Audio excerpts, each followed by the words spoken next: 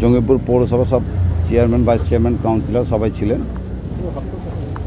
আমরা প্রশাসনের কাছে এসেছিলাম একটা জরুরি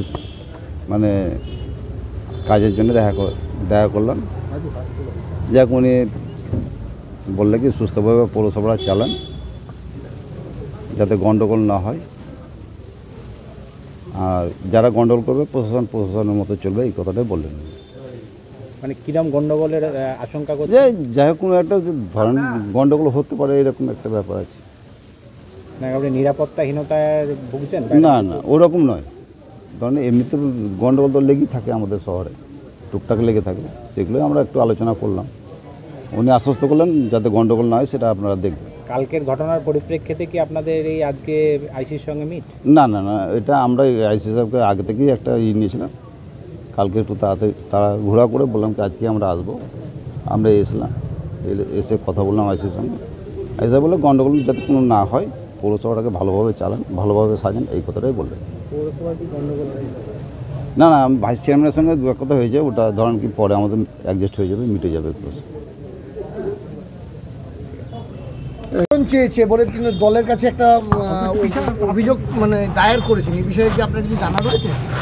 না, এই ব্যাপারে এখনো পর্যন্ত আমি জানতে পারিনি। ওই কালকে যেটা হয়েছিল সেটা ওই রাস্তা খোঁড়াখুড়ি নিয়ে একটা হয়েছিল, ওই রাস্তা দেখেছিলেন, আবার দেখেছেন। তারপরে কি হয়েছে না হয়েছে আমি এখন পর্যন্ত জানি না। আজকে উনি সাংবাদিক বৈঠক করে কথা জানিয়েছেন, আপনার অপসারণ চেয়ে নাকি তিনি দলের কাছে একটা আবেদন জানিয়েছেন। সেটা ওনার ব্যাপারে, আমরাও তো ওনারই, বা ওনার কী করবেন না করবেন সেটা ওনার ব্যাপার। ওটা উনি চেয়ে থাকেন। আমাদের নেত্রী মমতা ব্যানার্জি আছেন, অভিষেক ব্যানার্জি আছেন, আমাদের জেলা প্রেসিডেন্ট, আরও উচ্চ নেতৃত্বরা আছেন। সেটা ওনারা দেখবেন, ইনকোয়ারি করবেন, করে ওনারা যেটা ভালো মনে করবেন সেটা ওনারা সিদ্ধান্ত নেবেন, আমি মাথা পেতে নিব। তিনি সকালে সাংবাদিক সম্মেলন করে জানিয়েছেন আপনার ওয়ার্ডে আবাস যোজনায় একাধিক দুর্নীতি রয়েছে, সেখানে কংগ্রেস নেতার একাধিক সদস্যকে বাড়ি পাইয়ে দেওয়া হয়েছে, আপনার সঙ্গে যোগ সাথে। আপনারা প্রথমে বলুন, আবাস যোজনা কি বলা আছে যে কোনো কংগ্রেসের বাড়ির কোনো ছেলে কি মেয়ে আবাস যোজনা পাবে না, কি বিজেপির বাড়ির কেউ পাবে না, কি অন্য কোনো সিপিএমের লোকের পাবে না, এরকম কিছু কথা উল্লেখ করা আছে? উল্লেখ করা নেই তো।